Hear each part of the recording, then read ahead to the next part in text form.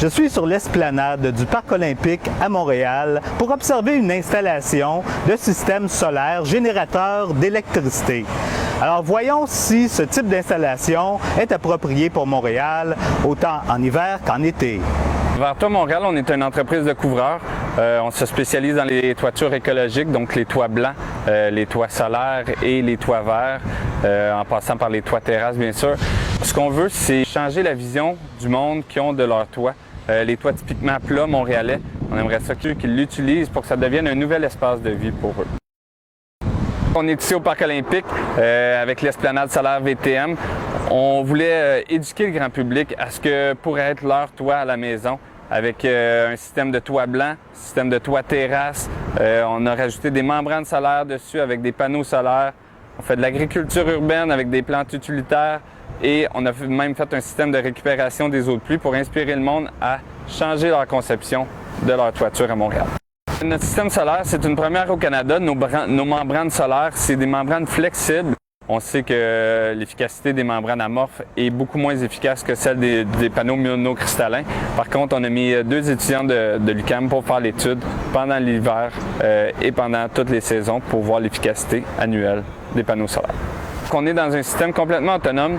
On a décidé de mettre une pente dans notre toit pour faire de la récupération des eaux de pluie qui est emmenée vers un bassin. La pompe de la récupération d'eau de pluie fonctionne à l'électricité solaire. L'eau est redistribuée à travers la pompe vers un système goutte à goutte qui va vers le jardin urbain, donc notre toit vert. On a des solutions variées pour les toitures végétales selon le client, qu'est-ce qu'il demande. S'il a accès à son toit, on peut mettre plus de terreau, on peut faire pousser des légumes, faire de l'agriculture urbaine. S'il ne veut pas l'entretenir son toit, on met moins de terreau, on met des plantes comme du trèfle blanc qui poussent et qui n'a pas besoin de nutriments, qui n'a pas besoin d'entretien tant que ça. Donc, si vous voulez un arbre sur votre toit, tout est possible selon la structure de votre bâtiment et selon l'utilité que vous voulez faire de votre toit. On est donc en ce moment en situation de surplus de production électrique. On consomme en ce moment sur le site 72 watts.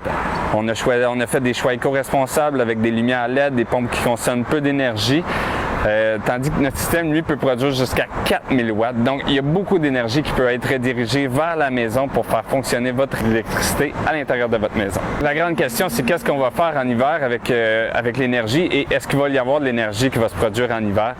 Notre réponse, c'est oui. On sait qu'en hiver, la neige reste pas longtemps sur le toit. Il y a beaucoup de vent qui pousse la neige sur les toitures de maison aussi. Il y a des pertes de chaleur de la maison qui viennent faire fondre la neige sur le toit. On pense qu'il va y avoir quand même une production d'électricité qui va se faire malgré la neige et l'hiver québécois. Le toit solaire est situé sur la station de métro P9, au coin de rue P9 et Pierre de Coubertin. Il est accessible 24 heures sur 24, 7 jours par semaine, et ce, jusqu'à l'été 2018.